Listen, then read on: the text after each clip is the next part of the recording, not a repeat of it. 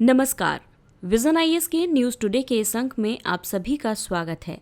इस अंक में हम आपके लिए लेकर आए हैं यूपीएससी परीक्षा की दृष्टि से महत्वपूर्ण कुछ अहम खबरें। इस अंक में हम सबसे पहले बात करेंगे 74वें स्वतंत्रता दिवस के मौके पर प्रधानमंत्री द्वारा की गई घोषणाओं पर। आइए इन घोषणाओं को एक एक कर जानते हैं। पहली घोषणा राष्ट्रीय डिजिटल स्वास्थ्य मिशन यानी NDHM से संबंधित है। NDHM यानी नेशनल डिजिटल हेल्थ मिशन एक स्वैच्छिक स्वास्थ्य देखभाल कार्यक्रम है। ये डॉक्टरों, अस्पतालों, नागरिकों जैसे हितधारकों को एक एकीकृत डिजिटल स्वास्थ्य अवसंरचना से जोड़कर उनके बीच विद्यमान अंतरालों को कम करेगा। इसके 6 प्रमुख घटक हैं। ये हैं हेल्थ आईडी यानी प्रत्येक व्यक्ति के सभी स्वास्थ्य रिकॉर्ड्स का डिजिटल प्रारूप, डिजी डॉक्टर, स्वास्थ्य सुविधा रजिस्ट्री, व्यक्तिगत स्वास्थ्य रिकॉर्ड्स, ई फार्मेसी और टेलीमेडिसिन। NDHM का विजन एक राष्ट्रीय डिजिटल स्वास्थ्य पारिस्थितिकी तंत्र का निर्माण करना है, जिससे सभी नागरिकों को समावेशी, वहनीय और सुरक्षित स्वास्थ्य देखभाल तक समयबद्ध और कुशल पहुंच प्रदान हो सके।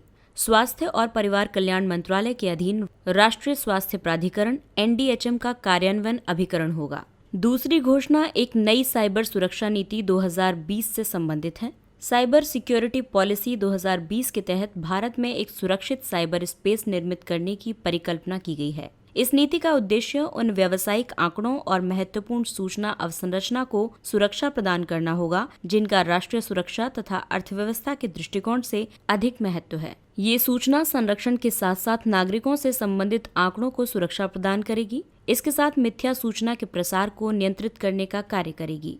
ये पहले की राष्ट्रीय साइबर सुरक्षा नीति 2013 को प्रतिस्थापित करेगी। इंटरनेट कनेक्टिविटी में वृद्धि और साइबर अपराध संबंधी गतिविधियों में भी तेजी से वृद्धि के कारण इसकी आवश्यकता महसूस की जा रही है। तीसरी घोषणा ऑप्टिकल फाइबर कनेक्टिविटी यानी OFC से संबंधित है।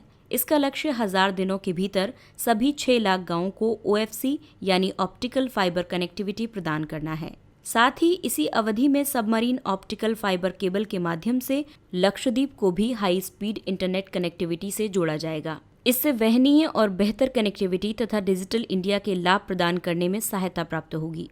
इसके साथ ही ऑनलाइन शिक्षा, टेलीमेडिसिन, बैंकिंग प्रणाली, कौशल विकास जैसी संभावनाएं भी पूरी हो सकेंगी। भारत नेट का लक्ष्य सभी 2.5 लाख ग्राम पंचायतों को ऑप्टिकल फाइबर कनेक्टिविटी प्रदान करना है।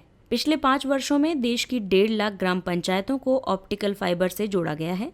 चौथी घोषणा राष्ट्रीय कैडेट कोर से संबंधित है। भारत के तटीय और सीमावर्ती जिलों में NCC के विस्तार की घोषणा की गई है। ये कदम इन क्षेत्रों में संकट के दौरान एक प्रशिक्षित जनशक्ति के माध्यम से सहायता उपलब्ध कराएगा। इसके साथ ही युवाओं को सशस्त्र बलों में अपने करियर निर्माण में सहायता प्रदान करेगा। आपको बता दें कि NCC एक त्रिसेवा संगठन है जिसकी स्थापना 1948 में की गई थी। इसका महानिदेशालय दिल्ली में स्थित है। NCC में हाई स्कूल और कॉलेज स्तर के कैडेट्स का नामांकन किया जाता है और विभिन्न चरणों के पूर्ण होने पर प्रमाण पत्र भी प्रदान किए जाते हैं। ये रक्षा मंत्रालय के तहत कार्य करता है और देश का सबसे बड़ा वर्दीधारी युवा संगठन है। 5वीं घोषणा प्रोजेक्ट लॉयन और प्रोजेक्ट डॉल्फिन को शीघ्र प्रारंभ किए जाने से संबंधित है। प्रोजेक्ट टाइगर की सफलताओं को दोहराते हुए इन प्रजातियों की जैव विविधता का संरक्षण करने के लिए ये परियोजनाएं आरंभ की जाएंगी।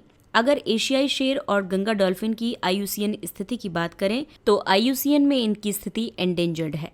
छठी योजना जन औषधि केंद्रों के माध्यम से सैनिटरी पैड के वितरण से संबंधित है। प्रधानमंत्री ने कहा है कि जन औषधि केंद्रों से निर्धन महिलाओं को ₹1 के न्यूनतम मूल्य पर 5 करोड़ से अधिक सैनिटरी पैड्स का वितरण किया गया है। दरअसल जन औषधि केंद्र जनता को वहनीय कीमत पर गुणवत्तापूर्ण दवाएं प्रदान करते हैं।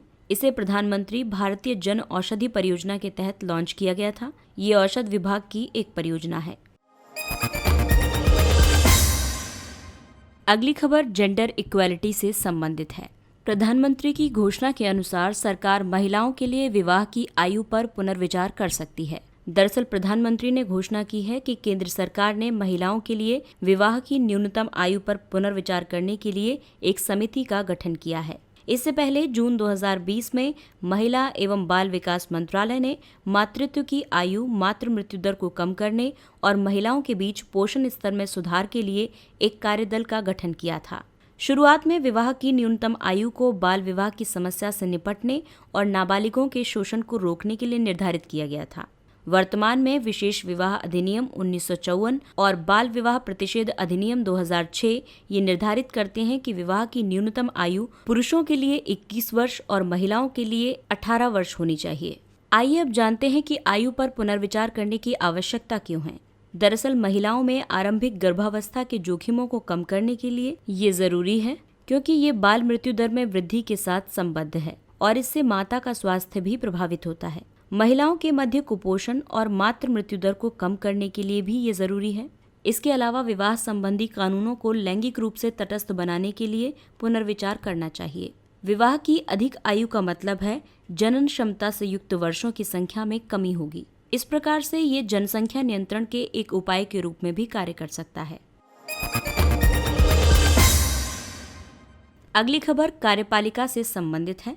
दरअसल मंत्रालयों को प्रत्यक्ष लाभ अंतरण यानी direct benefit transfer DBT mission के कार्यान्वयन से संबंधित उनके प्रदर्शन के आधार पर रैंकिंग प्रदान की जाएगी। आवासन और शहरी कार्य मंत्रालय ने लाभार्थियों के लिए डीबीटी सुनिश्चित करने में सर्वश्रेष्ठ समग्र प्रदर्शन करने वाले सरकारी विभाग के रूप में स्थान प्राप्त किया है। आइए अब जानते हैं रैंकिंग की अन्य श्रेणियां और सर्वश्रेष्ठ प्रदर्शनकर्ता। अंतिम उपभोक्ता तक डिजिटलीकरण की स्थिति। इस श्रेणी के तहत युवा कार्यक्रम विभाग का स्थान है। इसके बाद आवासन और शहरी कार्य मंत्रालय का स्थान है।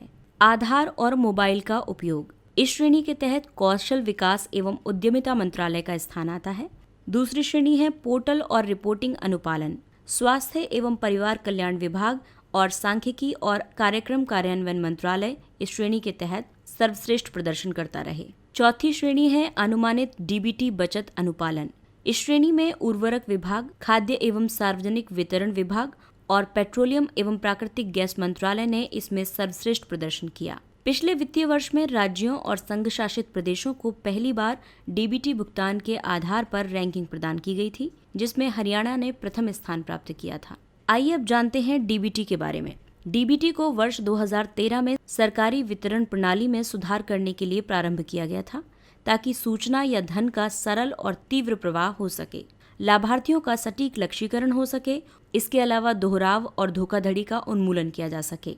डीबीटी कार्यक्रमों के कार्यान्वयन के लिए नोडल बिंदु के रूप में कार्य करने के लिए योजना आयोग में डीबीटी मिशन का सृजन किया गया था। वर्ष 2015 में इसे एक सचिव के अधीन मंत्रिमंडलीय सचिवालय में स्थापित किया गया है। डीबीटी के अंतर्गत शामिल योजनाओं की कई श्रेणियां हैं, जैसे नकद लाभ प्राप्त करने वाली योजनाएं हैं, मनरेगा, पहल, राष्ट्रीय सामाजिक सहायता कार्यक्रम, छात्रवृत्तियां, और गैर नकदी लाभ प्रदान करने वाली योजनाएं हैं सर्व शिक्षा अभियान, मध्याह्न भोजन योजना, सार्वजनिक वितरण प्रणाली, पशु रोग नियंत्रण के लिए राज्यों को सहायता आदि।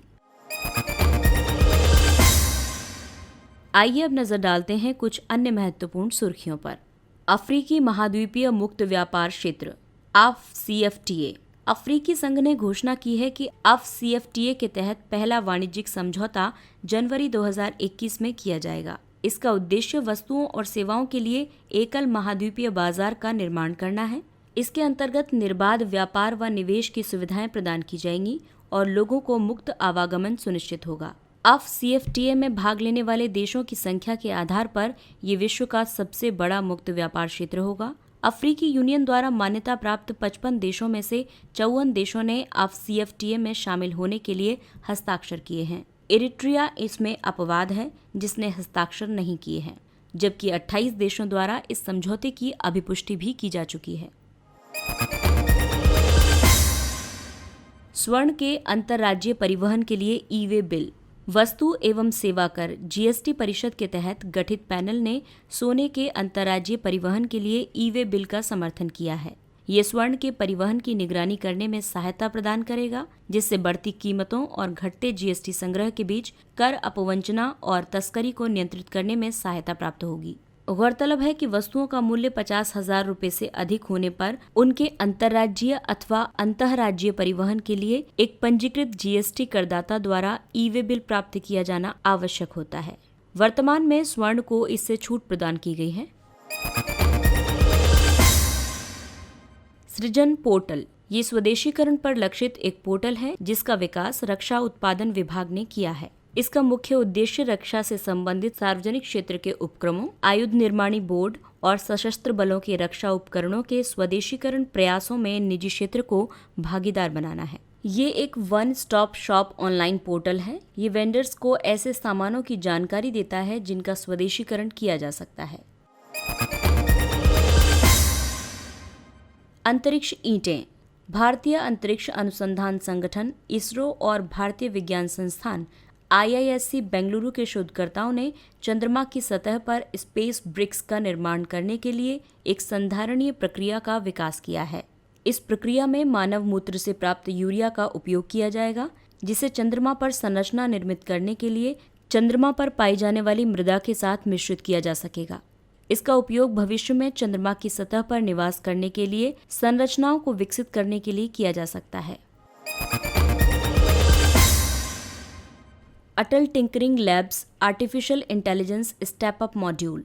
इसका शुभारंभ देश भर के स्कूलों में आर्टिफिशियल इंटेलिजेंस शिक्षा और नवाचार को आगामी स्तर तक ले जाने के लिए नेस्कॉम के सहयोग से नीति आयोग द्वारा किया गया है।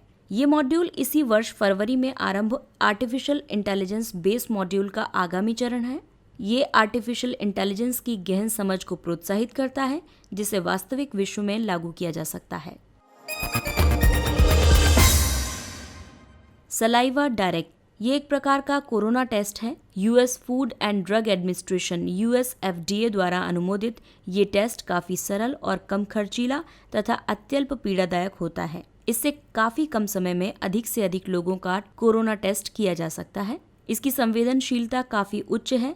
लार के नमूने में उपस्थित वायरस जब अपनी प्रतिकृति बनाते हैं तब ये उनकी उपस्थिति का पता लगा सकता है। इस प्रकार ये टेस्ट नमूना संग्रहण में प्रशिक्षित स्वास्थ्यकर्मियों की आवश्यकता को कम करता है। साथ ही ये नमूना संग्रह के दौरान स्वास्थ्य कार्यकर्ताओं के कोरोना वायरस से संक्रमित होने के जोखिम को भी कम करता है। नवरोज। नवरोज या पारसी नववर्ष को लोकप्रिय रूप से पटेटी के नाम से जाना जाता है।